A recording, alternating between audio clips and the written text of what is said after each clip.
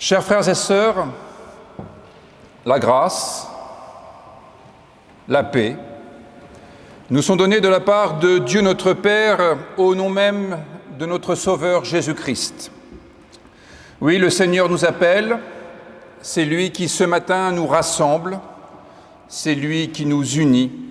Ce culte nous permet de célébrer sa présence parmi nous chaque jour de notre vie, notamment pendant ce temps de culte.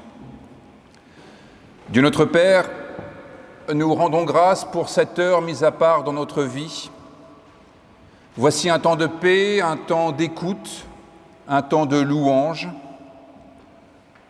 un temps où, par ton esprit, nous apprenons à vivre en communion avec Jésus-Christ.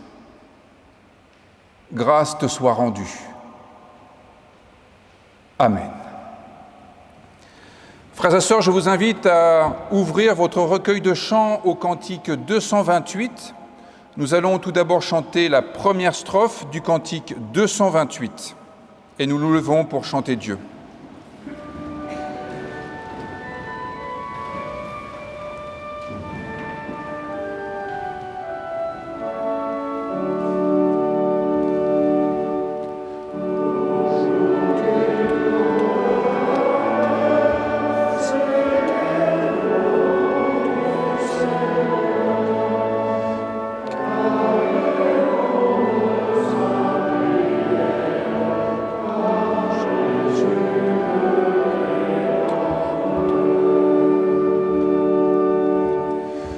Nous sommes à cette période de l'année où la communauté juive enchaîne de nombreuses fêtes religieuses. Ici même, le Yom Kippour a été célébré. Et je vous invite à vous associer aux paroles du Kaddish pour notre louange ce matin. Que le nom sublime du Seigneur soit exalté et sanctifié en ce monde qu'il crée selon sa volonté,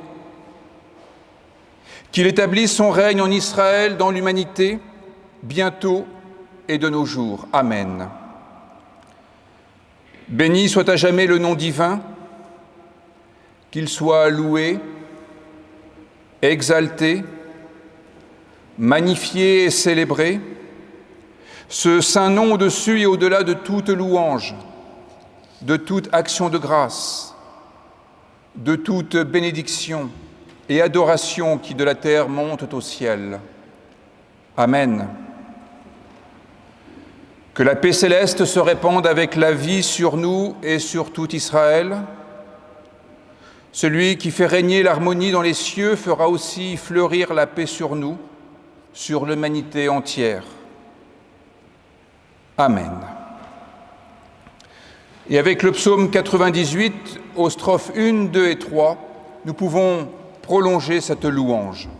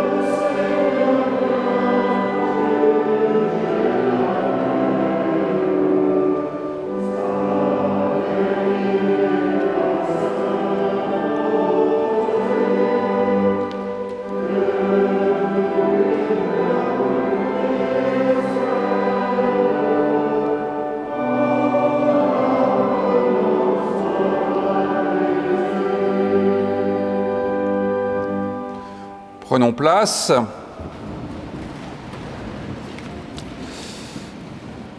Je vous rappelle que l'école biblique reprend et que si vous voulez, il y a un service d'école biblique à la disposition des plus jeunes enfants, en fait des enfants, pendant le temps du culte. C'est à l'arrière dans la salle du conseil. Recueillons-nous dans la prière.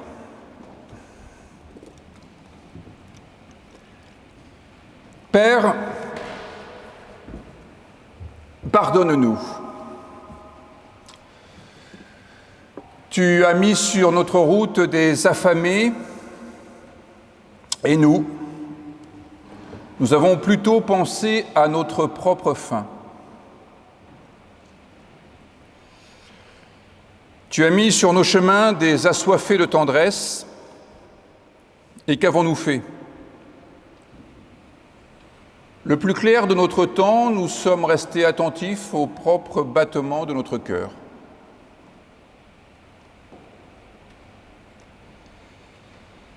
Tu as mis sur nos chemins des frères et des sœurs à consoler, et c'est sur nous-mêmes que nous avons pleuré.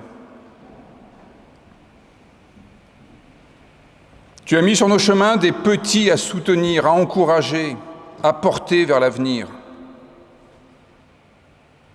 Mais ce que nous avons porté, ce sont plutôt nos fardeaux.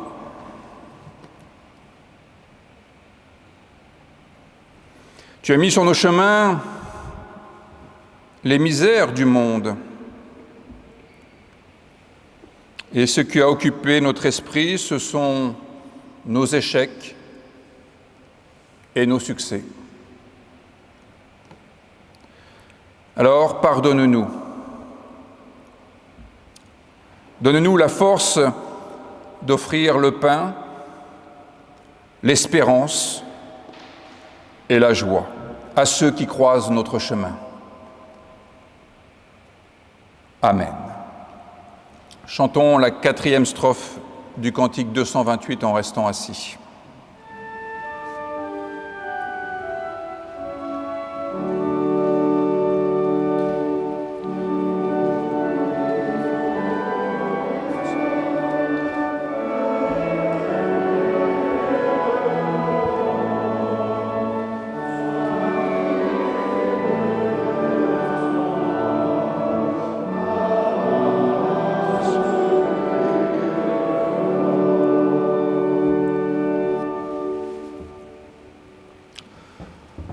En dépit des apparences, en dépit de ce que vous avez peut-être entendu, il y a de l'espérance pour ton avenir. C'est le prophète Jérémie qui nous le dit. Il y a de l'espérance pour ton avenir. Cela signifie, dans l'esprit du prophète Jérémie, que chaque individu est connu et aimé pour ce qu'il est, avec ses qualités et ses défauts, avec le poids de son passé, avec ses rêves, ses désirs, avec sa vie personnelle, ses angoisses, ses blocages. Il y a un avenir pour chacun, déclare l'Éternel par l'intermédiaire du prophète Jérémie. Dieu est ce qui signifie pour nous la possibilité d'un avenir plein de grâce. Alors, levons-nous pour chanter la 3e strophe du cantique 228.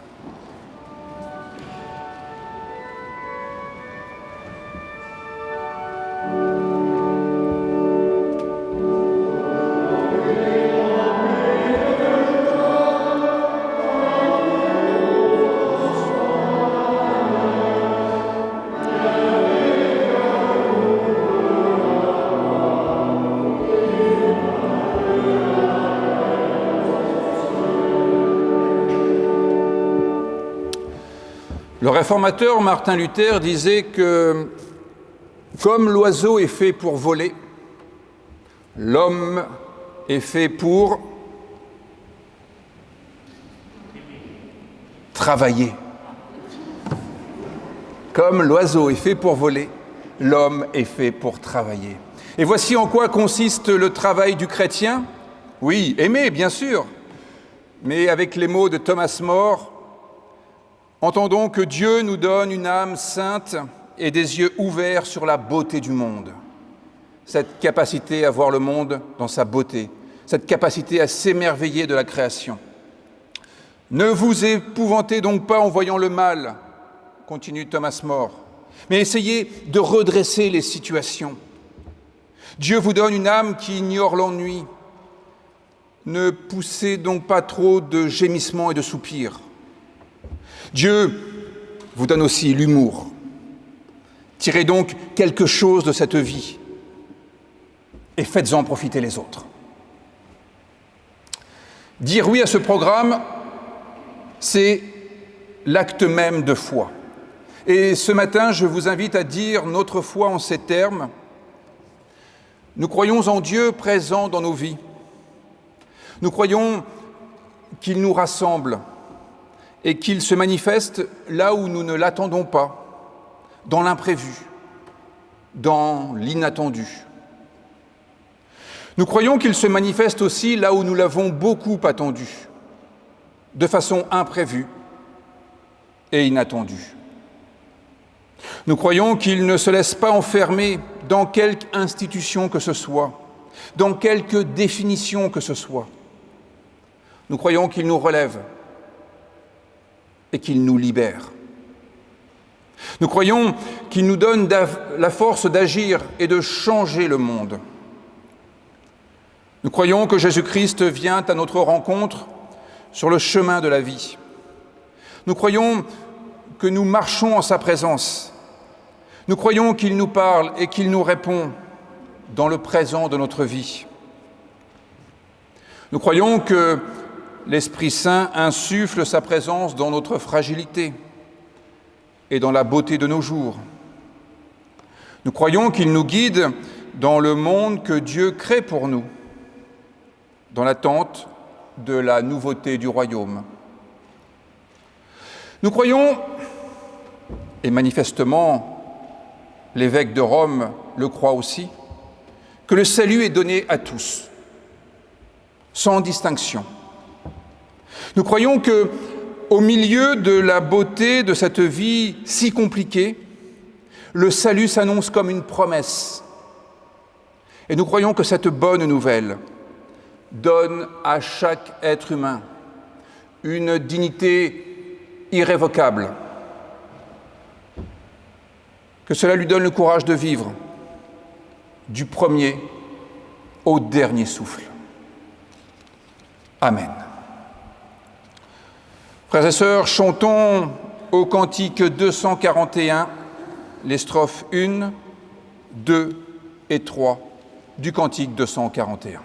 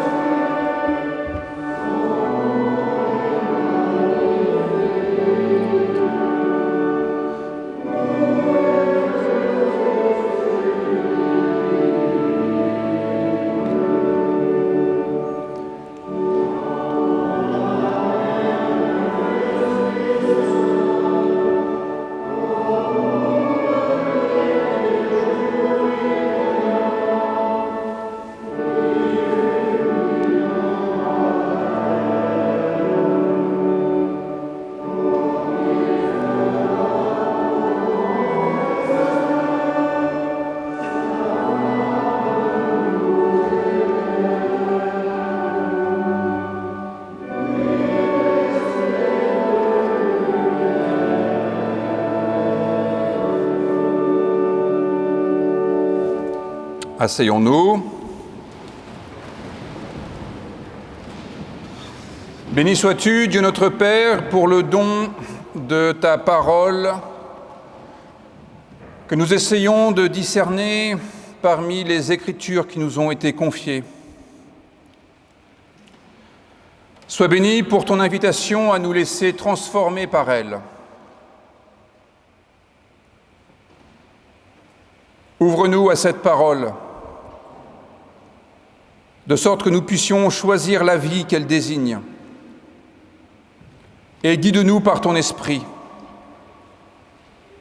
pour que nous puissions vivre le bonheur que tu désires nous offrir et dont tu espères un partage universel. Amen. C'est dans le prophète Jérémie que je vais vous lire deux versets qui se trouvent au tout début du livre de Jérémie. Dans le premier chapitre, je vais vous lire les versets 11 et 12. Il s'agit en quelque sorte de la vocation du prophète Jérémie, qui est un jeune garçon, pas quelqu'un d'âgé comme moi, mais un jeune garçon. La parole de l'Éternel me fut adressée en ces termes. « Que vois-tu, Jérémie » Je répondis, « Je vois une branche d'amandier. » Et l'Éternel me dit, « Tu as bien vu, car je veille sur ma parole pour l'accomplir. » Frères et sœurs, chantons la deuxième strophe du cantique 228 avant de nous mettre nous aussi devant ce spectacle de la branche d'amandier. Cantique 228, strophe 2.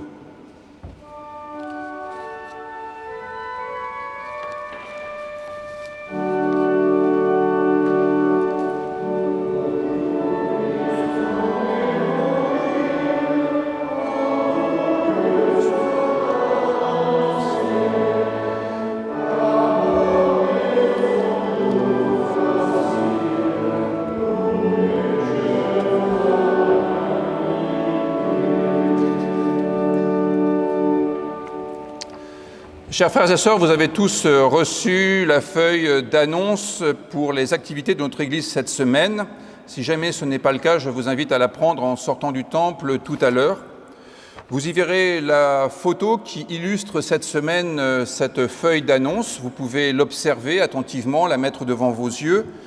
Et je serais presque tenté de faire comme ce professeur de lettres dans le film « Le cercle des poètes disparus », en vous demandant non seulement de vous mettre debout sur les bancs, mais de déchirer cette feuille, au moins l'illustration. Je précise que je dis cela après en avoir parlé avec notre secrétaire qui a placé cette photo. Mais c'est juste pour vous dire qu'évidemment, vous pensez que c'est la meilleure illustration qui soit, puisque nous avons passé le 21 septembre, en conséquence de quoi il est normal de célébrer l'automne et de montrer des feuilles mortes qui se ramassent à la pelle. Et ce n'est pas la pelle du Seigneur. Que l'automne ait pris ses quartiers d'hiver, oserais-je dire, n'est pas une raison suffisante pour ne pas célébrer le printemps. Et au fond, voilà ce que j'aimerais que nous retenions ce matin. Ce n'est pas parce que le calendrier annonce que l'automne est arrivé que ce doit être pour autant l'automne de notre vie. Il va de soi que les rédacteurs bibliques n'ont jamais cherché à produire des manuels de météorologie ni des guides de saison climatique. Il est vrai qu'ils ont mis à profit néanmoins ces aspects de la vie, ces saisons, ces temps et toutes choses qui constituent notre vie quotidienne pour développer des métaphores qui parlent de notre vie quotidienne. Et ainsi, pensons dans l'Évangile de Marc par exemple, à Jésus qui se trouve devant un figuier, dont le rédacteur précise que la scène se situe à un temps qui n'est pas le temps de la saison des figues, et néanmoins, Jésus constate que ce figuier est dépourvu de figues et il ne s'en félicite pas. Bien au contraire, il va plutôt avoir des paroles assez désagréables, annonçant que plus personne ne se nourrira de ce figuier sans figues. On se serait dit, mais c'est naturel quand même qu'un figuier n'ait pas de figues quand ce n'est pas la saison des figues.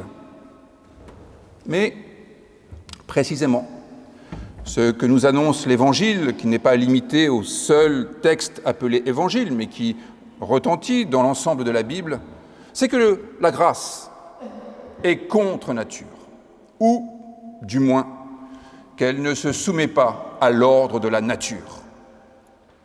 Cela montre que Jésus propose de ne jamais se conformer à l'ordre naturel des choses.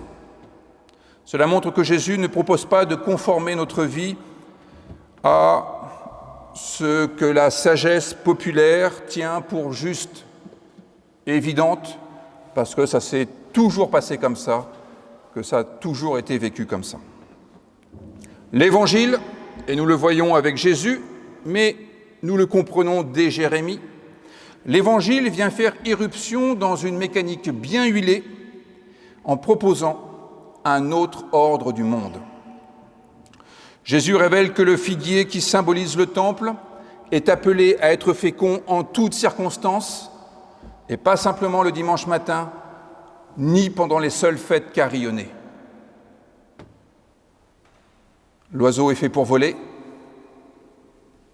l'homme est fait pour travailler, et la vocation chrétienne n'est pas de se recoucher après le petit déjeuner. Jérémie va découvrir qu'il est appelé à devenir prophète. On a souvent une très mauvaise conception, une très mauvaise idée de ce qu'est être prophète. On se dit le prophète, c'est celui qui peut prédire l'avenir. Ce n'est pas tout à fait faux, mais c'est assez inexact. Ce n'est pas quelqu'un qui va lire dans une boule de cristal ou dans les astres la suite de l'histoire. Il ne fait pas de la divination. La divination est d'ailleurs plutôt récusée par les rédacteurs bibliques. Non, ce qui caractérise le prophète, c'est qu'il ouvre les yeux pour regarder vraiment et qu'il dit ce qu'il voit. Vous voyez que c'est simple l'Évangile. Simple comme l'Évangile. Ouvrir les yeux, regarder vraiment et dire ce qu'il voit. C'est toute la différence, je n'arrête pas de le répéter, mais je crois que c'est extrêmement éclairant, c'est toute la différence entre Sherlock Holmes et le docteur Watson. Sherlock Holmes qui ne cesse de dire au docteur Watson, vous regardez, mais vous ne voyez pas. Watson est à l'école de Sherlock Holmes pour apprendre à devenir prophète. Voir, comprendre et pouvoir rendre compte de ce qu'il voit et comprend. C'est cela la vocation prophétique, être capable d'ouvrir les yeux vraiment sur notre monde, le comprendre et de pouvoir partager cela avec les contemporains. Et c'est de cette vocation prophétique que j'aimerais vous parler maintenant. Ce que Jérémie voit, c'est donc une branche d'amandier. Et nous avons suffisamment d'amandiers dans notre région pour savoir à quel point l'amandier fait partie de ces arbres qui fleurissent parmi les premiers et par conséquent annoncent le printemps. L'amandier, shaked en hébreu, est de la même famille que le verbe hébreu shakad, qui signifie veiller. C'est la raison pour laquelle ce passage biblique dit « Tu as bien vu qu'il s'agit d'une branche d'amandier, car je veille sur ma parole pour l'accomplir. » Il y a en fait un jeu de mots dans le texte hébreu que nous avons du mal à saisir dans notre traduction. Mais l'idée est la suivante. Tu vois une branche d'amandier, et cette branche d'amandier qui annonce le printemps a aussi pour caractéristique d'exprimer le fait de veiller. C'est tout l'inverse de celui qui va se recoucher après le petit déjeuner. Vous comprenez bien. Et c'est le même verbe que ressusciter dans le texte grec de la Septante. Éveiller.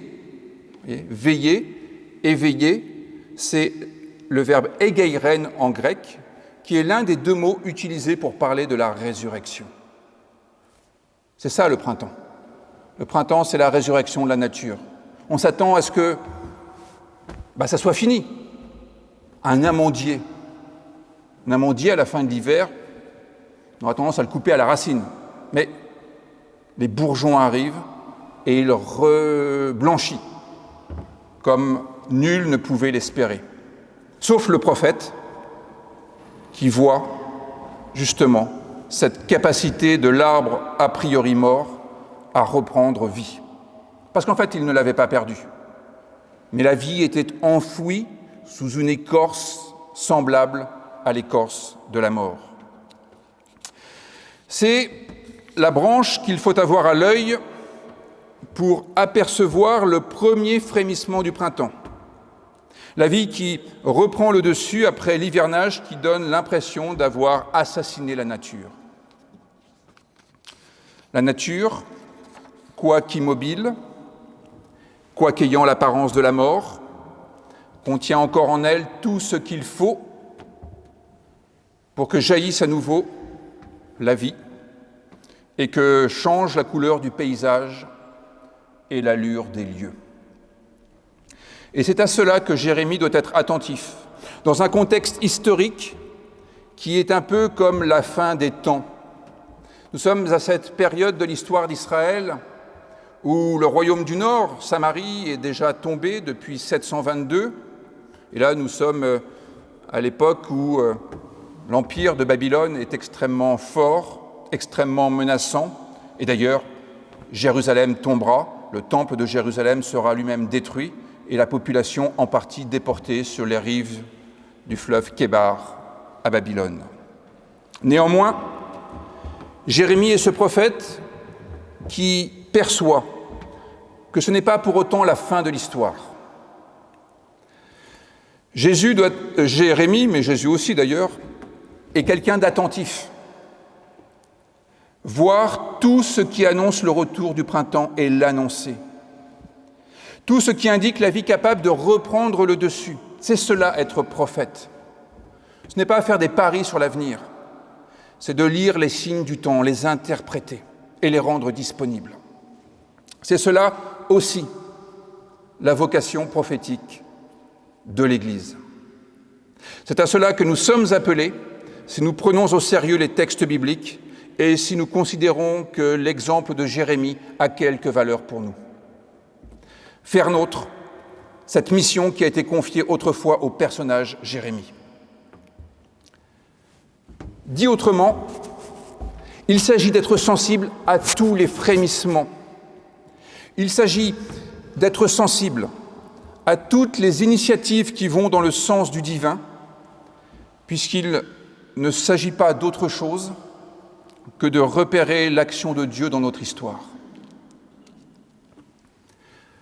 Nous l'avons entendu, le deuxième verset dit que Dieu accomplit sa parole. Et voilà ce que le prophète doit voir. Et pour cela, il lui faut être sensible à la présence de Dieu dans le monde. On est tous d'accord avec ça. Le chrétien est un être sensible à la présence de Dieu dans le monde. Mais comment ça marche? C'est-à-dire qu'on est tous d'accord, mais la vérité est qu'on est vraiment infichu de repérer Dieu dans notre histoire. On le repère après coup, en disant « ça, c'était vraiment divin ». Mais le prophète le repère dans le présent, pas dans le passé. Et c'est ça qui fait toute la différence. C'est là que se joue la véritable sensibilité. Alors, comment être sensible à la présence de Dieu dans le monde? Comment voir Dieu dans le monde? Eh bien, le plus simple est encore de regarder le monde avec le regard de Dieu, tout simplement. Être prophète, c'est être les yeux de Dieu dans le monde. Peut-être vous souvenez-vous de l'une de ces répliques mises dans la bouche de ce prêtre dans le film Amen de Costa Gavras. Il va pour être déporté avec les Juifs dans un camp d'extermination. Il choisit lui-même d'accompagner cette population. Pourquoi? Pour être les yeux de Dieu dans l'enfer. Eh bien, pratiquement, nous pouvons être les yeux de Dieu en regardant le monde à partir du moment où nous avons corrigé notre vue. Et pour corriger notre vue, c'est simple également. Rien de tel que les verres correcteurs qu'on appelle la Bible. La Bible pour corriger notre vue, pour réajuster notre focale. La Bible a été rédigée par des personnes qui ont essayé de voir le monde du point de vue de Dieu. Et du coup, il nous entraîne à voir le monde avec les yeux de Dieu. Ce sont des rédacteurs qui ont essayé d'être les yeux de Dieu, et pour cela, ils ont regardé la vie à la lumière de ce qu'ils estimaient être le plus sacré. Exercice pratique cet après-midi, plutôt que de faire la sieste après le repas, vous ouvrez votre Bible au psaume 104. Le psaume 104, c'est un psaume de louange, et vous verrez un psalmiste, un croyant, qui célèbre le monde qu'il a sous les yeux. Mais, chemin faisant, vous découvrirez peut-être qu'il ne le fait pas simplement en parcourant le paysage de ses yeux, non. Il le fait à la lumière du premier récit de la Genèse. Le psaume 104 est entièrement construit sur la structure de Genèse 1, en fonction des différents jours de la création. Cela signifie que sa façon de regarder le monde est éclairée, éduquée par le grand mythe de Genèse 1, qui donne du sens à ce qu'il voit. Parce qu'évidemment, regarder la nature, c'est peut-être la voir d'une façon très différente du regard de Dieu. On peut être subjugué par le spectacle que l'on voit, sans pour autant le regarder à la manière de Dieu. Souvenez-vous peut-être de l'effondrement des tours jumelles du World Trade Center, qui avait été un spectacle effarant.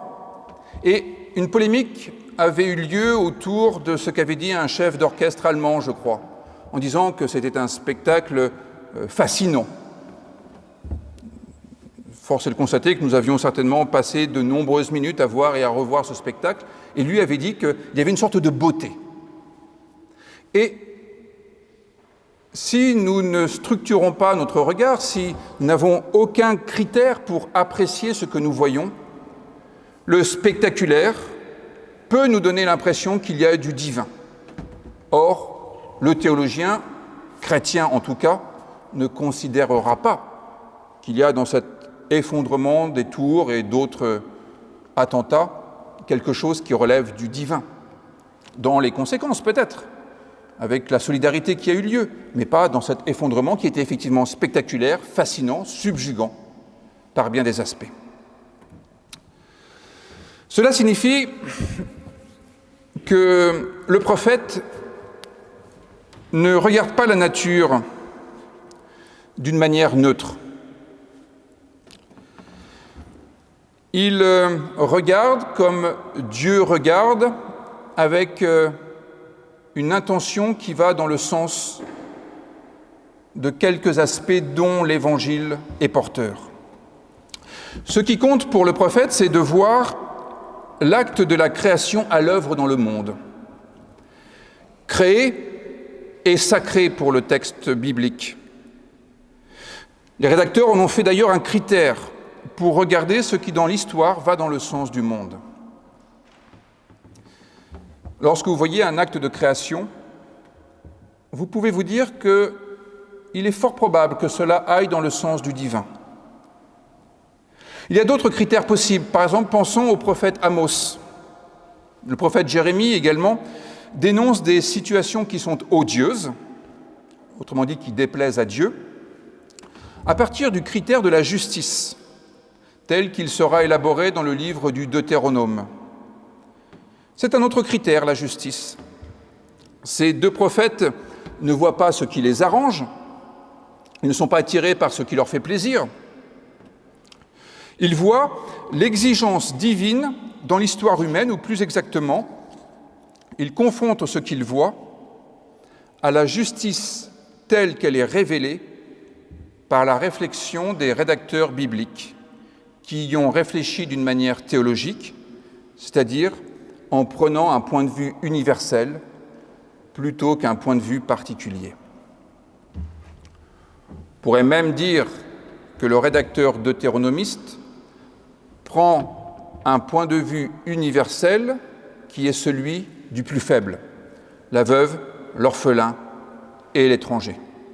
C'est à partir du plus faible que le rédacteur deutéronomiste élabore sa conception de la justice sociale, de façon à ce que tout le monde soit au bénéfice de la justice. Un autre critère, après la créativité et après la justice, ce pourrait être la liberté. La liberté qui est en tête du décalogue. Sans la liberté, les paroles de Dieu ne peuvent pas être accomplies. Et c'est la raison pour laquelle Jésus souligne ce qui va dans le sens de la libération des personnes, et cela explique le refrain de nombreuses rencontres qu'il fera, « Ta foi t'a sauvé ». Quand Jésus dit « Ta foi t'a sauvé », il est témoin des situations de réussite.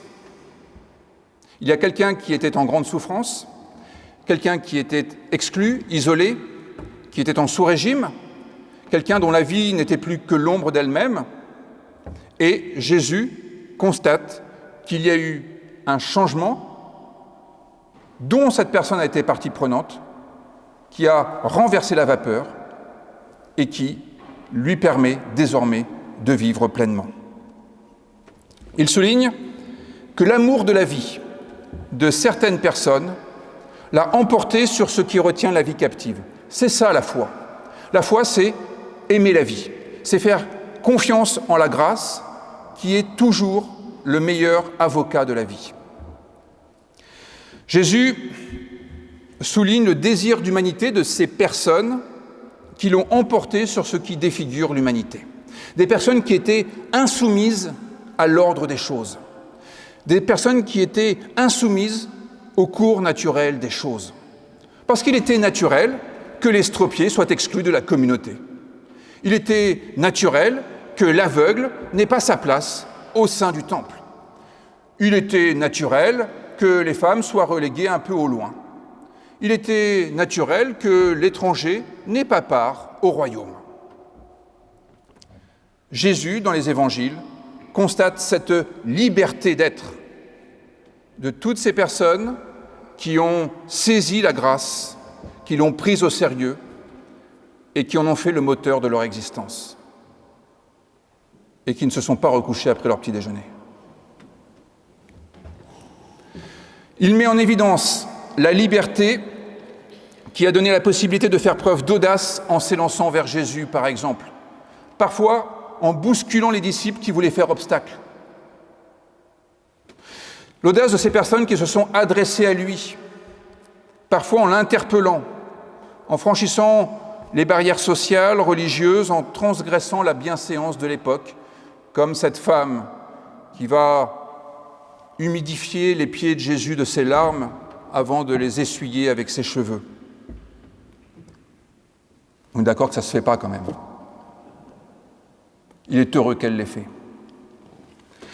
Tout cela, le prophète est appelé à le voir, parce que tout cela est le signe de l'action de Dieu dans notre histoire. Ce qui va dans le sens de la créativité, d'autres parleraient d'innovation. Ce qui va dans le sens de la justice, ce qui va dans le sens de la libération. Vous pouvez repérer d'autres critères, pourvu qu'ils soient instruits par votre compréhension des textes bibliques. Voir et répondre, parler. C'est le deuxième point. On ne peut pas être prophète simplement en se contentant de voir. Sinon, ce serait une curiosité mal placée, ce serait du voyeurisme. Vous ne pouvez pas simplement bouger un peu le rideau de votre fenêtre et regarder ce qui se passe de l'autre côté de la cour. Être prophète, ce n'est pas du voyeurisme. Être prophète, c'est porter auprès des autres ce dont on a été témoin, et du coup devenir témoin soi-même. C'est pour cela qu'il y a souvent cette campagne de l'Église « témoin de l'Évangile ». Pas d'égocentrisme, pas de narcissisme, pas de salut juste pour soi. Être prophète, d'ailleurs c'est le sens du mot prophétiser, c'est porter auprès d'eux ce qu'on a reçu. Prophérein. Il y a le photophore qui porte la lumière, il y a le prophète qui porte auprès d'eux. Le prophète est donc une vigie, qui est vigilant, qui repère les frémissements de la vie. Et la vigie, ensuite, alerte. Nous sommes les vigies de notre société. Nous sommes rendus sensibles à l'action de Dieu par la lecture de la Bible, et nous sommes appelés à dire ce dynamisme créateur que nous voyons effectivement à l'œuvre pour que ce que nous avons vu ou lu ne reste pas lettre morte, que d'autres puissent en profiter. Être prophète, c'est donc répondre aux situations. Ici, être prophète, c'est répondre à l'Éternel « Je vois une branche d'amandier ». Si nous étions capables, collectivement ou individuellement, de dire toutes les branches d'amandier que nous voyons sur notre route, je vous assure que les médias s'en porteraient mieux. Et on aurait beaucoup plus de plaisir à voir le journal de 20 heures. Aujourd'hui, être prophète, c'est répondre, donc être responsable. C'est dire la vie à chaque fois qu'elle est en train de se frayer un petit bout de chemin, pour l'encourager, pour que ce chemin débouche. Et c'est ainsi que nous pouvons, par un effet de boule de neige finalement, ouvrir les yeux de nos contemporains sur les choses admirables qui se vivent et qui se font. C'est ainsi que nous pouvons attirer l'attention de notre prochain sur Dieu qui agit dans notre histoire, c'est-à-dire sur toutes les initiatives qui sont prises dans toutes les strates de la société, dans tous les domaines de la vie, et qui vont dans le sens de l'espérance de Dieu, telle qu'elle se manifeste à travers les textes bibliques, et dont je vous ai donné 3 exemples parmi d'autres, avec la créativité, la justice et la liberté. La vocation de Jérémie, c'est le texte que je vous ai lu. Vous voyez, ça tient à pas grand-chose. C'est Dieu qui interroge Jérémie sur ce qu'il voit. Et il n'est pas impossible que c'est la première fois qu'on pose cette question à Jérémie. Et que Jérémie, du coup, se trouve en situation de se demander ce qu'il voit. Et si nous faisions cela tout simplement, donner du sens à ce que nous voyons, nous demander ce que signifie ce que nous voyons, ce que nous observons, et le partager alentour. Dieu a interrogé Jérémie pour susciter chez lui un enthousiasme, au sens strict du terme, le fait d'être en théos, en Dieu, de voir avec les yeux de Dieu. Non pas simplement voir les choses défiler, mais saisir ce que nous voyons.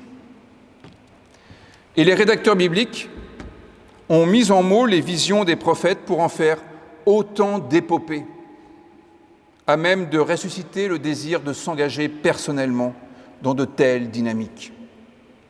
Si les prophètes rendent compte de ce qu'ils voient, et que ce qu'ils voient est vu à la lumière de Dieu, alors on sort de la banalité du bien et du mal pour entrer dans l'extraordinaire, le sublime de Dieu.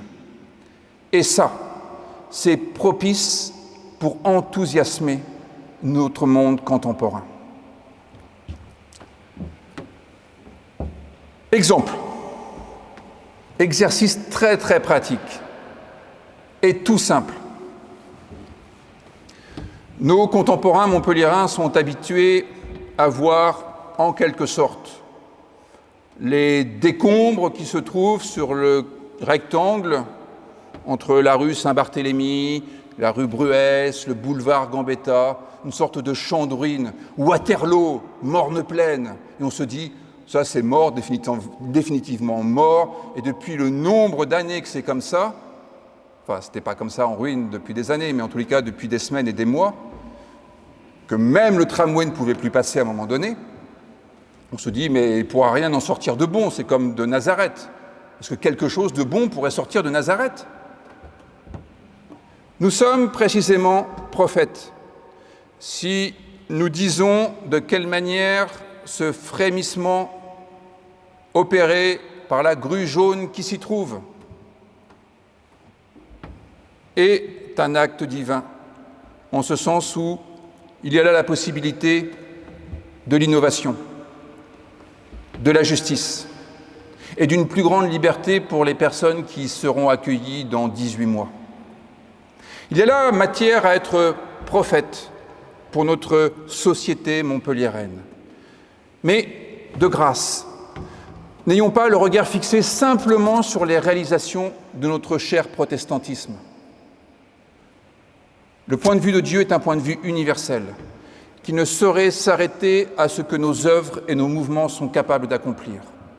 Nous sommes là pour voir les branches d'amandier partout où elles se trouvent, même chez la concurrence. Et il nous appartient d'en rendre compte, car c'est l'œuvre de Dieu.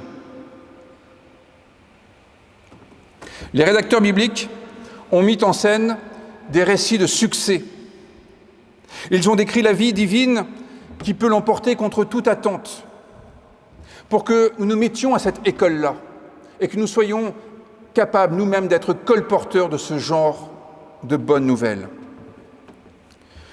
La vie qui peut l'emporter contre toute attente, contre la nature des choses, contre le chaos, contre l'entropie.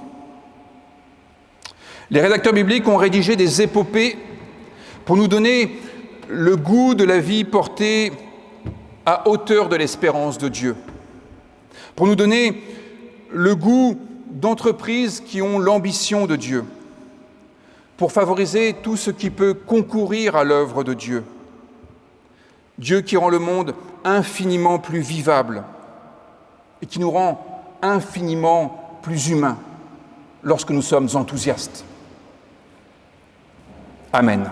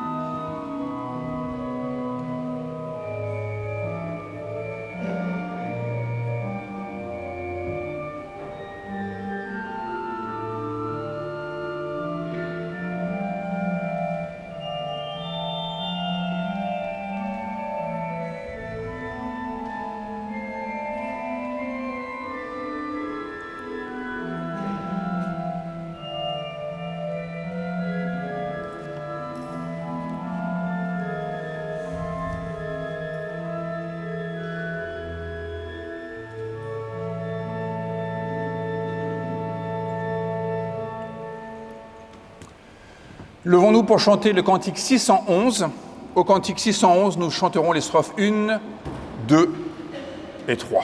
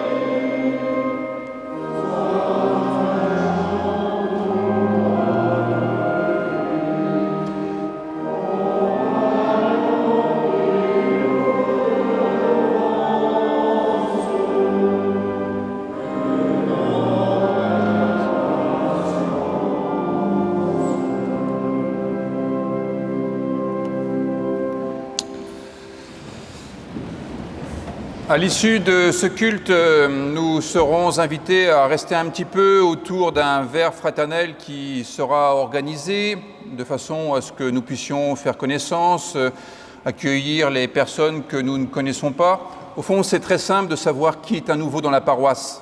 C'est une personne dont vous n'avez jamais vu le visage.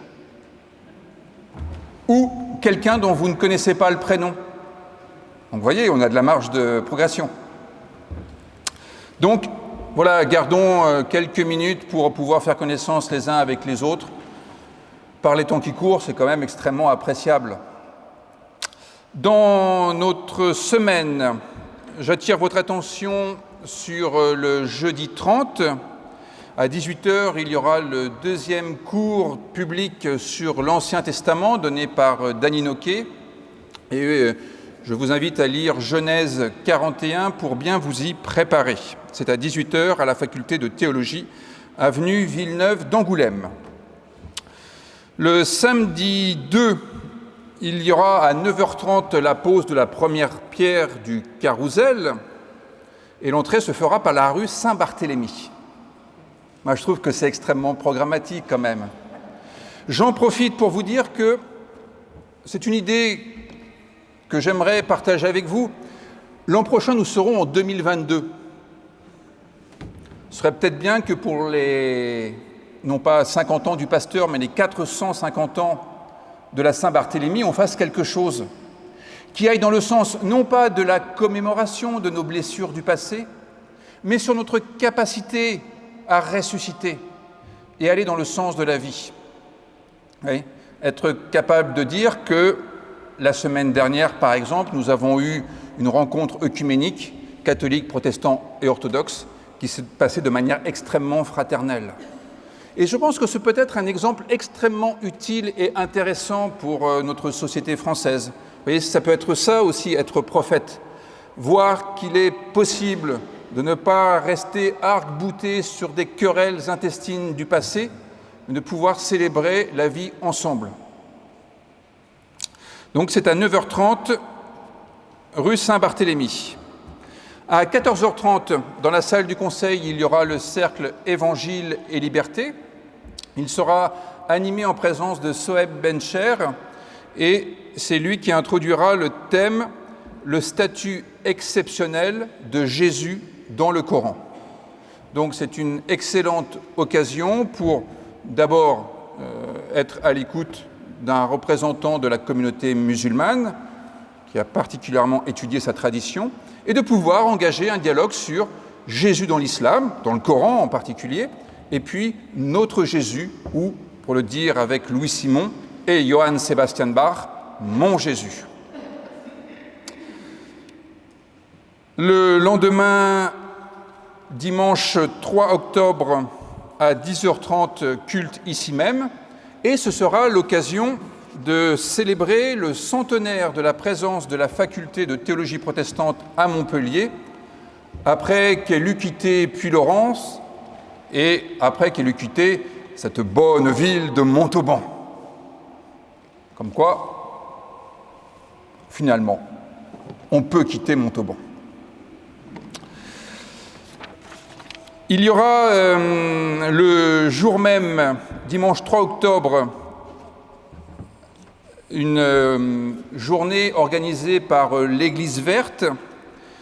Donc à partir de 12h30, il y aura un pique-nique à la Maison de la Nature. À 14h30, il y aura un film documentaire chrétien chlorophylle Gardez le jardin. Ce sera à l'église œcuménique Saint-André de Morin. On aurait pu appeler ça un temple œcuménique, mais c'est écrit église œcuménique, ce qui est juste sur le plan étymologique, parce que église, l'église c'est le templum, et donc c'est le bâtiment, dans ce cas-là. Enfin, je veux dire, le temple serait le bon mot, plutôt que le mot église, qui est l'ecclésia, le rassemblement des personnes.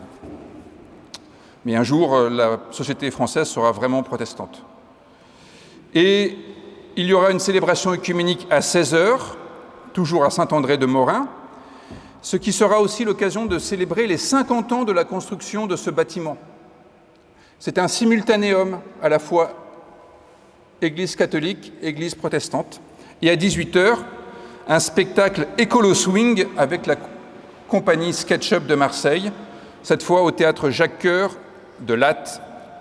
Voilà, vous avez de toute façon toutes les informations sur votre feuille d'annonce. N'oubliez pas de coller une feuille du printemps en guise d'illustration, et comme cela, tout ira pour le mieux dans le meilleur des mondes possibles, selon Dieu.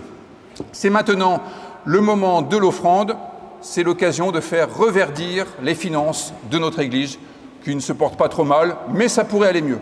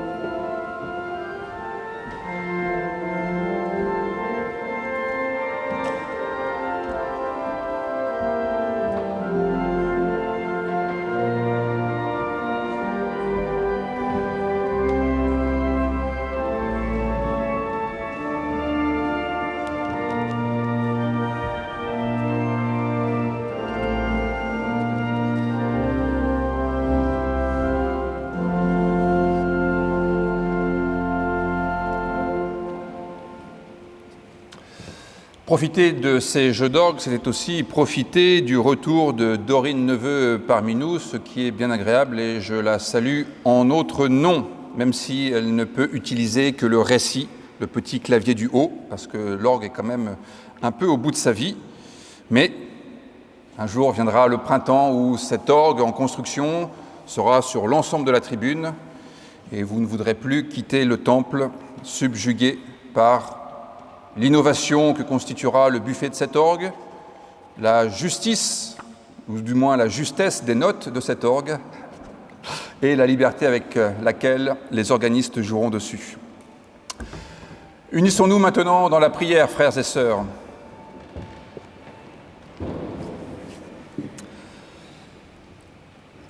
Dieu notre Père, notre monde devrait être un jardin d'Éden. Il est souvent un désert pour beaucoup d'entre nous. Désert de nourriture, désert d'affection, désert de travail, désert de spiritualité, désert d'humanité.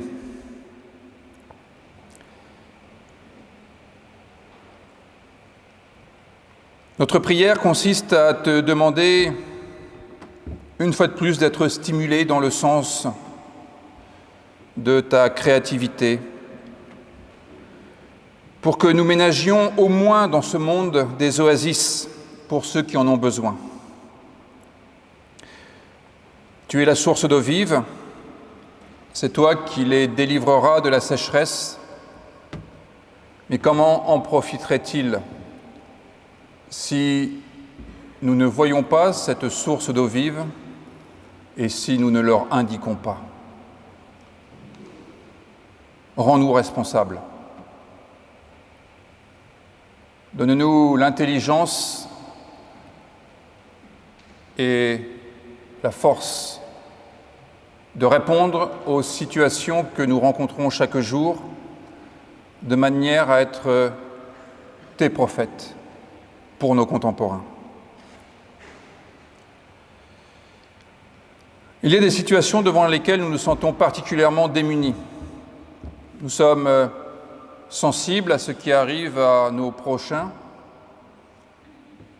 Nous ne savons pas vraiment trouver les mots ni les idées pour répondre à ces situations. Mais au moins pouvons-nous les nommer. Pensez aux enfants abandonnés. Pensez aux personnes délaissées ou maltraitées.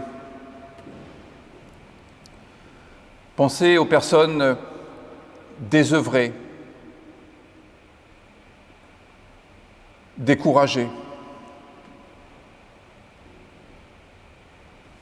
Pensez aux parents sans affection. Pensez aux mourants sans consolation.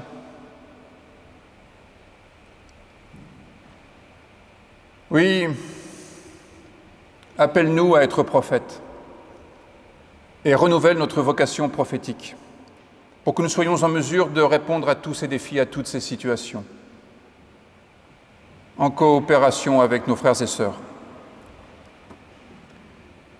Et quand tu veux nous utiliser pour être effectivement des prophètes à la manière de Jérémie, prophètes de ton espérance et de ta miséricorde, fais-nous la grâce de nous renouveler la disponibilité, la compréhension et l'espérance sans lesquelles nous ne pourrions être les témoins de ton amour parmi les hommes.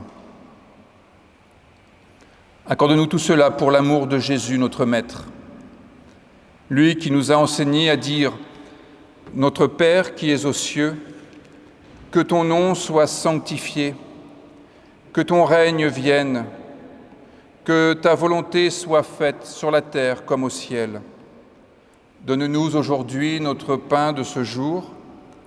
Pardonne-nous nos offenses, comme nous pardonnons aussi à ceux qui nous ont offensés. Ne nous emporte pas dans l'épreuve, mais délivre-nous du mal. Car c'est à toi qu'appartiennent le règne, la puissance et la gloire au siècle des siècles. Amen. Frères et sœurs, levons-nous pour recevoir la bénédiction au nom même de Dieu.